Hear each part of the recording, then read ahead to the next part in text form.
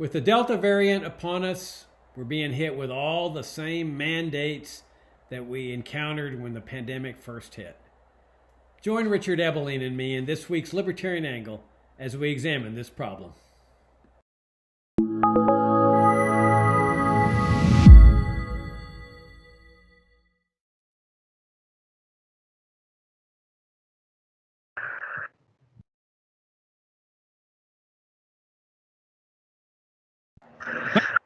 The Future of Freedom Foundation. This is this week's Libertarian Angle. The show that y'all know brings you the principled, uncompromising case for the free society. I'm joined as I am every week by my co-host, Richard Ebeling, professor of economics at the Citadel. Richard, good to see you again.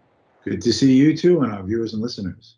Yeah, thanks for tuning in. If you're new to FFF, come and visit us at FFF.org for 31 years of principled arguments in favor of libertarianism. And we have conferences, video presentations, articles, and subscribe to our FFF Daily. We've got an ongoing conference right now on restoring civil liberties, a theme that we have emphasized here at FFF for, 31 years now.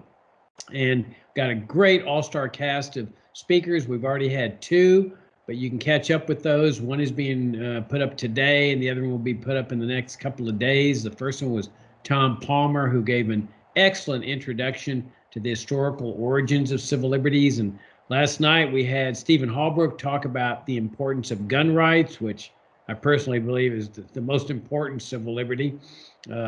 Without the Second Amendment, the First Amendment would have been rather worthless. And then we got Jim Bovard, who's been with FFF for almost the whole 31 years of our existence. He's going to be speaking next week. So register there at our website at fff.org. It's free. You get a Zoom link and you join us next Tuesday night at 7 p.m. Okay, Richard, we've got this ongoing healthcare situation that really, who would have ever dreamed when we started FFF that we'd be dealing with a pandemic? We always knew we had Medicare and Medicaid to deal with, which, we've always destroyed what had been the greatest healthcare system in history prior to that time. But lurking in the background always was the Centers for Disease Control, the FDA, the planning aspects of the federal healthcare system. And boy, that came out big time when the COVID-19 crisis hit. We've got, federal government establishing all kinds of mandates, but especially the state and local governments that really enforced and imposed the lockdowns and the mask mandates and on and on. And so it looked like things were tapering down, with a large number of people getting vaccinated. It looked like the sickness rate was going to diminish and the death rate. And then we got hit by the Delta variant. And it's like deja vu all over again. We've got, all the mask mandates coming back into existence. The federal government's now even getting harsher with its mandates under the Biden administration. The vaccine passports are now popping back up. So it's just, to me, I call it whack-a-mole. That, when government controls healthcare and controls any peaceful activity, you're going to have any number of things to hit the government on. We've seen this in education, all the faults and foibles in public schooling, government-controlled education. There's always something to hit. You could write an op-ed every single day of the year on some aspect of public schooling, or the postal service, how the government runs the postal service, and how the government runs Amtrak. It would not be difficult to just write an op-ed or do a video blog every day on some fault or foible of these government programs. It's just the nature of socialism and economic interventionism. And it's the same with healthcare. You can always find something going wrong with government's healthcare problems. So I have all the sympathy in the world for conservatives that spend their time and have spent the last almost 2 years opposing the mandates and opposing the vaccine passports and opposing all these things. But where they go wrong, Richard, is that they never give the case for what freedom is. they imply, and sometimes even say, that if we could just block these mandates, that would be freedom, that they're battling for freedom by stopping these mandates. Well, such is just clearly not the case. That all they're really doing is reforming the government's healthcare system. They're doing no different from what people who talk about public schooling, the faults and foibles of public schooling do.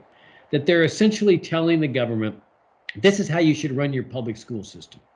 And the people that are objecting to the mandates, which is great. I mean, I'd be the first one to oppose these mandates, but it's not freedom.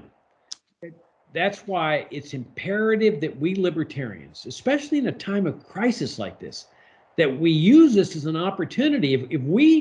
If we squander this opportunity, there's no telling when another opportunity like this will come along. This is the perfect opportunity to be raising people's vision because people are paying attention. When there's no crisis, it just looks like an esoteric argument we're making. When the crisis, people start getting focused, especially when people are dying in the process. And this is our opportunity to say, look, this is what freedom is. It's not just opposing the mandates. That's not sufficient. We've got to be making the case at a higher level. And that means separating healthcare and the state. Our ancestors understood this, Richard, when they talked about religion. They could have left religion in the hands of the government. And then we'd be right where we are, like with healthcare. There'd be faults and foibles of how the government was running the public churching system and whether there should be mandates on children attending public churches and how would the ministers be selected and how would the sermons be handled and how would the process work and would it be by majority vote? Instead, what they said was, let's take this to a higher level. Let's take it to the freedom level instead of trying to reform a government system like this. And so they separated church and state, religion and the state. So we don't get into all these fights, whether there should be a mandate or a church passport or whatever. That's the opportunity we have in this healthcare crisis. To talk about healthcare freedom, genuine freedom, which is a necessary prerequisite. I mean, that's what we libertarians are all about, Richard, as far as I'm concerned. We want to establish a free society. And unless we make the case for freedom, how are people supposed to consider it? Now, is it more difficult to make the case for separating healthcare in the state than just opposing the mandate? Absolutely. It's much more difficult. But there's no other way for people to start thinking about it. The reason I started thinking about it was because I read somebody else who said, hey, I want to make the case for healthcare freedom. When I became a libertarian, and I said, wow, yeah, that's what I want to go for. I want to go for freedom. But it took listening to that case, reading that case, in order to start believing it and then advocating it for myself and to other people. So what would that entail? Well, on the first side of the equation, abolish Medicare and Medicaid immediately. Just get rid of them. These are socialist programs. They destroyed what had been the finest healthcare system in the world, a free market healthcare system. When prices were low, they were stable. People didn't even have major medical insurance because they didn't need it because healthcare costs were so low and stable. Medicare and Medicaid came into existence, destroyed that. And now we have this central planning system of the Centers for Disease Control, the FDA, manifesting itself during this crisis. And that's at the federal level. At the state level, I would separate healthcare in the state too. Just, you can do this with constitutional amendments that prohibit the federal government from regulating, providing healthcare, also prevent the state governments. And if that were the case, we wouldn't have to be fighting on a daily basis over this mandate or that mandate or this mandate. That's what we should be fighting for, Richard. This is a great opportunity. Healthcare freedom. What do you think? Well, I think that in my opinion, there's two dimensions to making this case.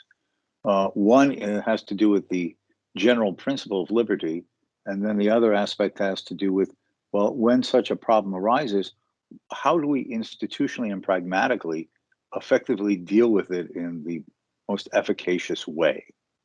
On the first point, the broader philosophical issue, the question is that who should be responsible and who should have the latitude of decision-making over the health circumstances of you and your own family? Now, we all use expert knowledge all the time. We consult a lawyer with a legal problem. We regularly go to doctors for checkups as well as emergency visits or other forms of treatments for ourselves and our families. Of course, we don't personally have all of the specialized knowledge and expertise. But the presumption is that the individual should have the personal choice to decide whom to consult, whose opinion does he judge, whose advice should he follow. Once that is taken out of the hands of the individual to deciding, what scientific evidence and experts should I listen to about the seriousness, the causal factors, the preemptive devices both I and my family and others who I share spaces with should follow. Should individuals be allowed the latitude to make these decisions themselves and follow them as they see fit? Or shall we basically defer to a monopoly agency, that is the government, where the government with its chosen experts and its chosen line of method then is imposed upon everyone in the society? What if the monopoly government experts are wrong, both about the particular transmission avenues of the COVID virus, of how to best respond to it in terms of should you wear masks, how efficacious masks are, should you be 6 feet apart, should you be 25 feet apart, does it even matter how far apart you are? Once the government establishes this monopoly conclusion, it imposes on everyone. And even worse, once they have set these benchmarks, standards, judgments, rules, they have a vested interest in never seriously admitting that they've been wrong. Because now they will have negatively affected possibly not just a few, but thousands, millions of people because of their wrong decisions and their capacity to impose it like a one-size-fits-all on the entire society. So will they ever admit their mistakes? Will they ever say that they had chosen a wrong path? The difference with the private sector, in when you have that chance and choice of making these decisions, is that if the person or the agency or the group or the scientific source that you've chosen, you feel has made a wrong decision, and there's uncertainties. The thing is that you then have avenues to listen to other voices, other proposals, other diagnoses, other methods of dealing with it, and opting out of one and back into the other, because you have the personal choice to do so. Once you take away that personal freedom from yourself by giving that default autonomy and authority to the government, you in fact are in no way assuring that the right choices will be made for your own healthcare. Liberty and freedom of choice is essential in all such matters. And then more pragmatically and related to this is, where does this knowledge exist? You know, there's a very famous essay by the Austrian economist and Nobel laureate Friedrich A. Hayek called The Use of Knowledge in Society. And he pointed that in society, there are many different types of knowledge. There's scientific knowledge. As I tell my students, that's the textbook knowledge that they study in their classes. They write term papers, projects, and so on, prepare for exams, textbook knowledge. But then there's the localized knowledge of time and place, as Hayek called it, things that people only know in their corners of the society because of the particular and specialized circumstances and settings in which they're interacting using their expertise in terms of knowledge, ability, and skill with others. Now, that applies to these scientific matters as well. How much can Anthony Fauci himself know? How much can the people in the CDC by themselves know? They're limited to what their minds and their scientific choices concerning hypotheses, testing, evidence is limited to. We therefore are not allowing all of the knowledge of the world to be applied to dealing with these medical problems. We want a thousand flowers to bloom. What is the best method? What is the best approach? Who has an idea? Is the idea successful? Is it finding ways to mitigate the symptoms? Is it preventing as many deaths? Is it finding ways to to improve the quality and the protection of the vaccine and its duration of effectiveness in your system, rather than relying upon a handful of individuals or companies who are in cahoots, coordinated interaction with the government, and limiting what can be done. If I can just use an example, a year and a half ago, when now more than a year and a half, when all this stuff began, and they were finding that they were running short of medical equipment and respirators, in terms of the companies approved and licensed by the government to supply, quote, official respirator equipment. What happened? There started to be a bunch of companies that decided to improvise, to fill the shortage gap as best as they could. And what did the CDC and the other regulatory agencies say? No, you can't do this unless we approve it. And that basically prevented the necessary adaptivity and improvisation, effective and workable improvisation, before more of the traditional equipment was available. Then there came the idea of hand sanitizers, right? And it was discovered that beer companies could use various ways of making increased supplies of hand sanitizers. What did the CDC and the FDA say? No. At a time when people admittedly were very concerned, panicky, and the shelves are running short of things like the hand sanitizers and the other health mitigating things around the house. And what was happening? The shortages got worse because the market, the creativity of human minds to and apply themselves and have the incentives to have the ingenuity to fill in gaps rather than relying upon what the government was imposing upon everyone. This has been a disaster. The number of people getting ill, the people who have died, and the means by which it was possible to mitigate the effects in terms of equipment, supporting material like hand sanitizers and all the rest. But this was delayed, deferred, and there was hardship, inconvenience, hospitalizing, and death to a greater extent that hypothetically needed to have occurred if the government hadn't gotten in the way by imposing these monopoly restrictions, rules, and commands and prohibitions that prevented the human mind, this use of knowledge of society. And the knowledge of the world is decentralized in all of our multitudes of minds among the approximately 7.5 billion people who occupy this planet. There's far more possibility of discovery and ingenuity and effectiveness in applying all of those minds and setting them to work in their different ways in their different corners of the world than of relying upon a handful of minds who declare themselves to be the experts in the FDA and the CDC. We have to turn away from this because this is a dangerous road. It is central planning with all of the negative consequences, effects, and results of central planning. You rely upon what the planner knows rather than the people themselves and having the incentive for them to apply what they know.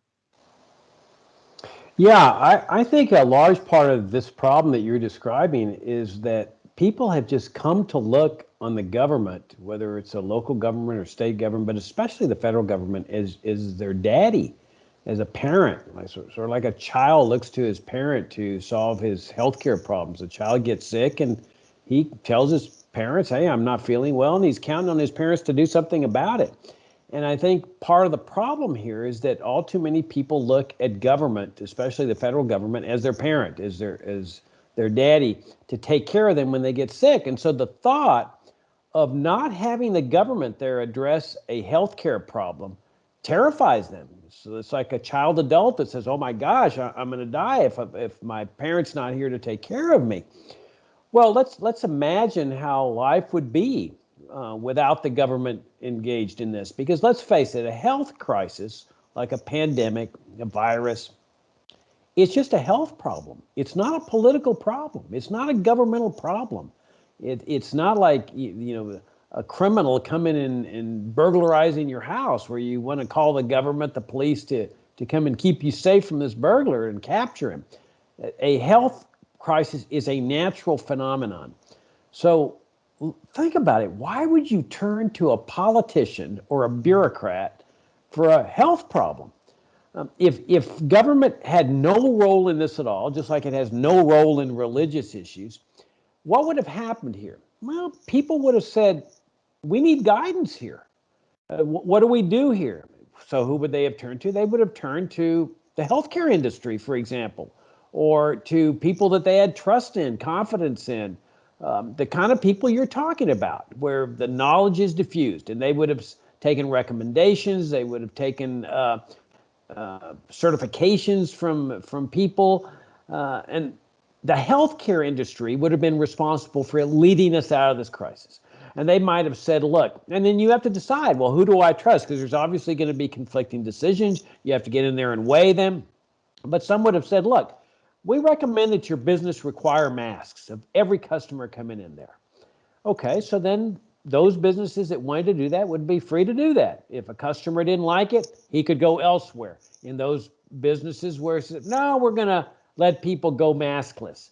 And then let the market decide and see what happens then. And people through experience can say, well, you know, this isn't working. I'm going to move over into this particular area. But it would be the healthcare industry that would be seizing upon all the bits of knowledge and information that you're talking about that we would be looking to get us out of this crisis. No mandates, no shutdowns, no lockdowns, everybody harmonizing his own interests in accordance with what his own subjective valuations come out to be.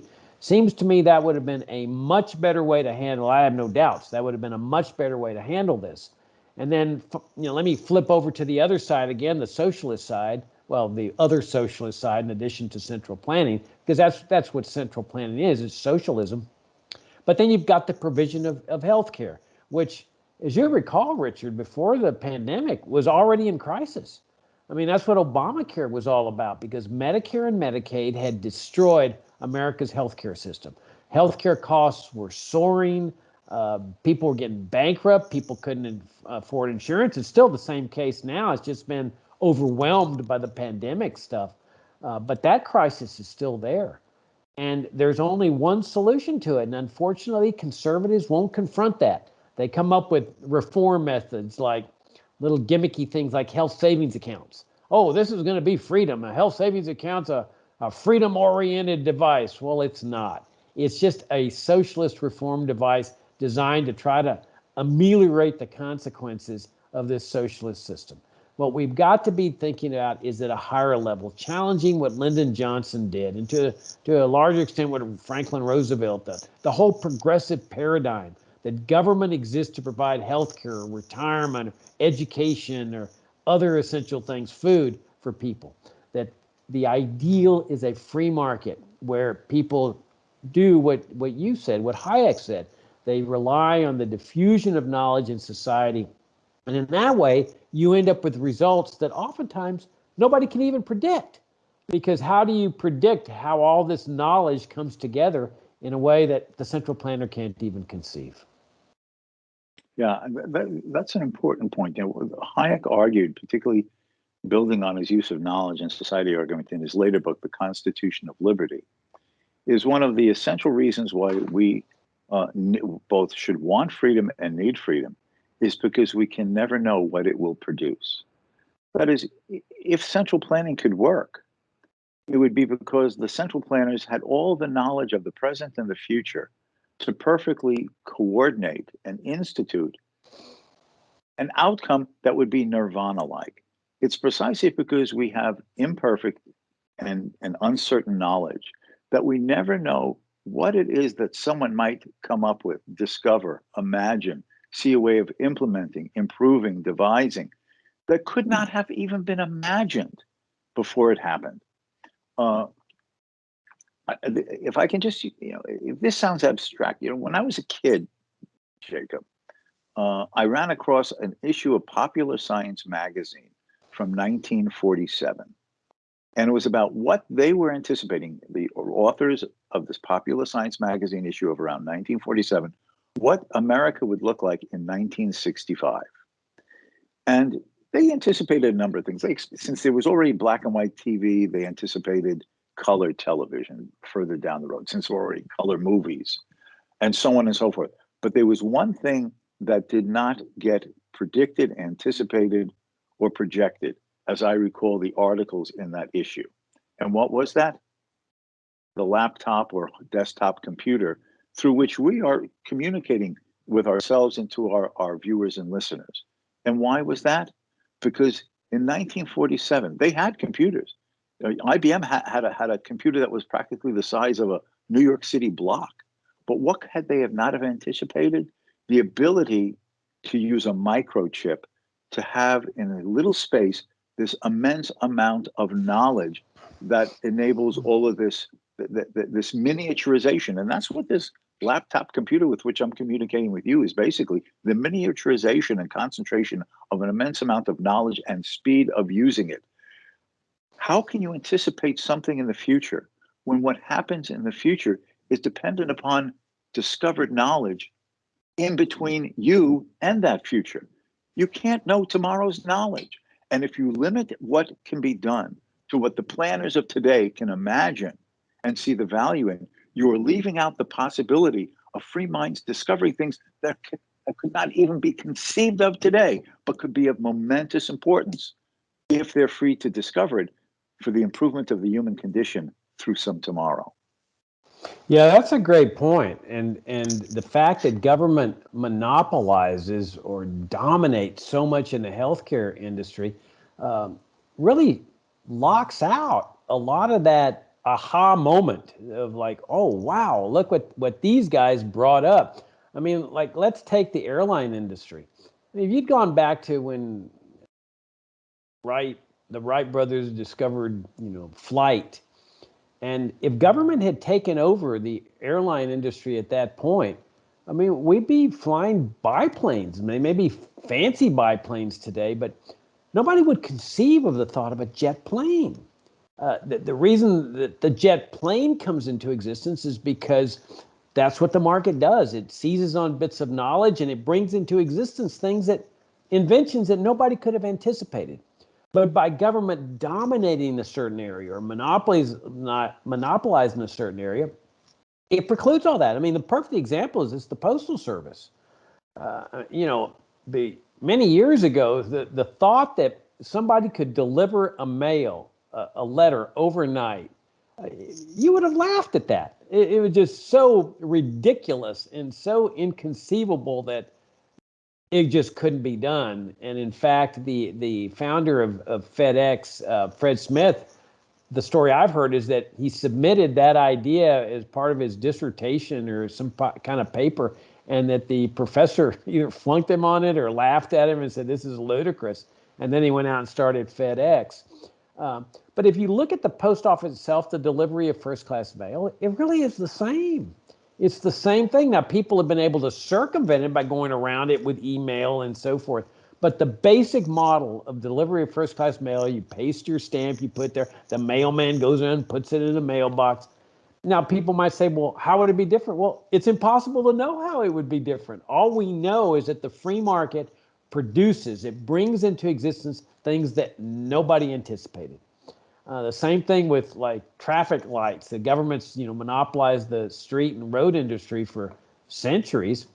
And so we have the same lights, red, yellow, green. And so somebody come and ask you, well, how would it work differently? There's just no other way to do it. You don't know. The only way that you can know how it would work differently is establish a free market and private ownership of property in that. And that's the point we're making here in healthcare.